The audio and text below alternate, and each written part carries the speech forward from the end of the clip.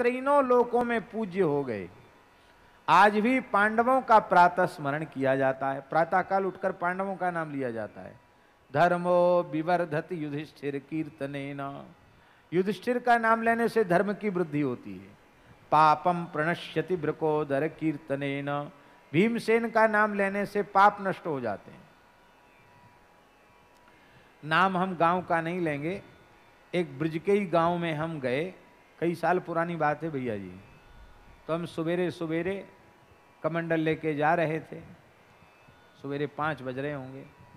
वहाँ व्यवस्था नहीं थी और तब प्रधानमंत्री वाला नियम भी नहीं था, दोनों ही बातें हैं। तो मैदान जा रहे थे तो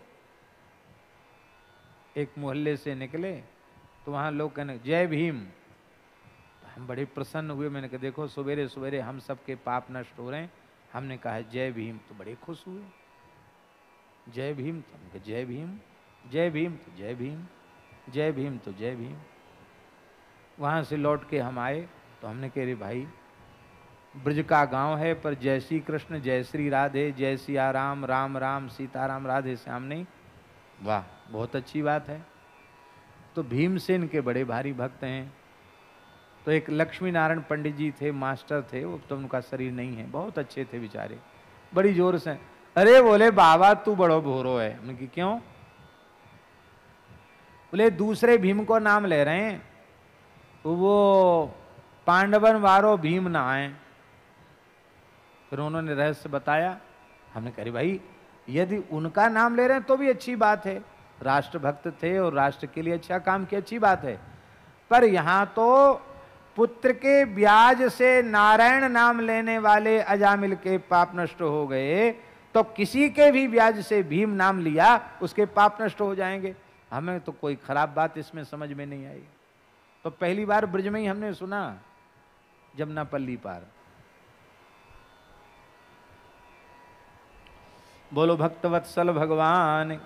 तो जय भीम कहने से भी पाप नष्ट हो जाते हैं। पापम प्रणश्यति वृकोदर कीर्तनेन, अर्जुन का नाम लेने से शत्रु नष्ट हो जाते हैं। बाहर के शत्रु भी नष्ट हो जाएंगे, भीतर के कामक क्रोधादि शत्रु भी नष्ट हो जाते हैं। पापम प्रणश्यति वृकोदर कीर्तनेन शत्रुर्विनश्यति धनंजय कीर्तनेन, और माद्री सुतौ कथयताम न भवन्ति रोगा। नकुल सहदेव का नाम लोगे तो निरोग हो जाओगे। कितना बढ़िया, 5 पांडवों का नाम लिया जाता है। और द्रौपदी और कुंती, अहिल्या द्रौपदी तारा कुंती मंदोदरी तथा पंचकन्या स्मरे नित्यम महापातक नाश्रम, महापाप नष्ट हो जाते हैं। देखा जाए तो कुंती भी दोषयुक्त है, पति के रहते हुए संतान दूसरे से हो रही है। और द्रौपदी स्पष्ट दोष है, क्योंकि पत्नी एक है और पति 5 हैं। लेकिन भैया आप में सारे गुण हैं, पर भगवान ने स्वीकार नहीं किया तो आपके गुण ही दोष बन जाएंगे। और संसार आपको दोषयुक्त कहता है, पर भगवान ने छाती से लगा लिया तो तुम्हारे दोष भी दोष नहीं रह जाएंगे।